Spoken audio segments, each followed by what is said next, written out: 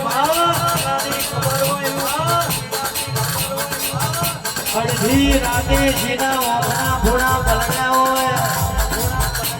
એના દુઃખની ખબર હોય માં જેના પોતાના પારકા બન્યા હોય